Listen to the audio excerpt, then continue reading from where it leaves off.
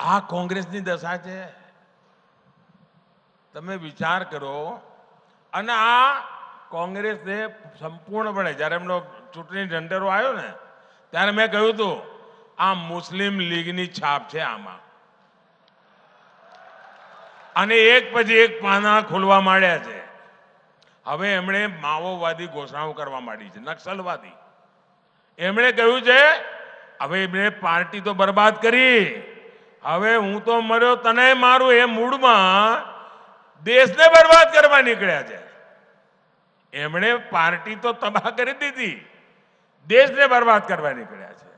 અને એમણે એક નવો એમણે કહ્યું છે અમે એક્સરે કરીશું આખા દેશનો. કહ્યું છે ને આખા દેશનો એક્સરે કરીશું.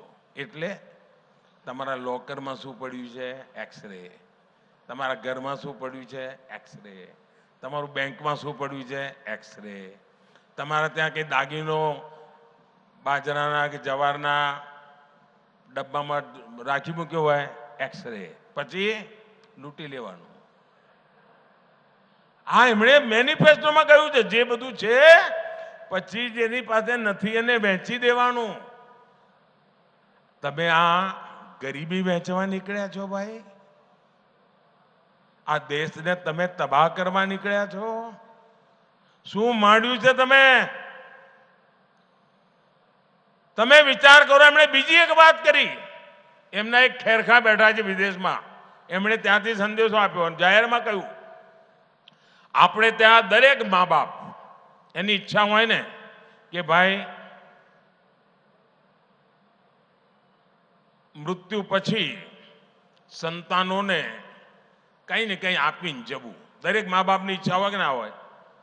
કોઈ મા બાપ એવું હોય કે હું તો દેવું કરીને જઈશ છોકરા ભરશે, એવો કોઈ મા બાપ હોય ભાઈ? એકે મા બાપ એવા હોય? બધા મા બાપ કંઈ ને કંઈ બચત કરે કે ના કરે? છોકરાઓ માટે આપીને જવાનો વિચાર કરે કે ના કરે? હવે કોંગ્રેસ વાળાએ એના ઉપર દોરો નાખ્યો છે અને એમણે જાહેર કર્યું છે કે હવે તમે જે બચાવ્યું હોય એ તમે તમારા સંતાનોને નહીં આપી શકો. એમાંથી અડધા કરતા વધારે કોંગ્રેસની સરકાર બનશે તો તમારી પાસેથી ટેક્સ રૂપે લઈ લેશે. 55% ટેક્સ નાખશે.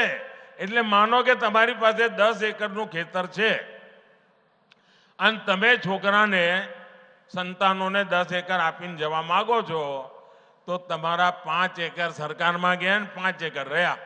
આ કાયદો લાવવાના છે. તમારી પાસે 2 ભેંસ હોય તો એક ભેંસ કોંગ્રેસ વાળા કહે છે સરકારમાં આપી દો, એક તમારા છોકરાને આપવાની. કેમ? તો અમારે એક ભેંસ અમારી વોટ બેંકમાં આપવાની છે. આ કાયદેસર લાવવા મેનિફેસ્ટોમાં લખ્યું છે. બોલો આ હિંમત એમની. હવે આ દેશના નાગરિકને આપણે સમજાવવું જોઈએ કે ના સમજાવવું જોઈએ ભાઈ?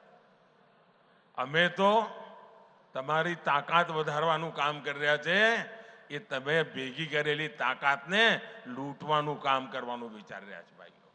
અને એટલા માટે મારી આપ સૌને વિનંતી છે કે આ કોંગ્રેસથી ચેતતા રહેજો.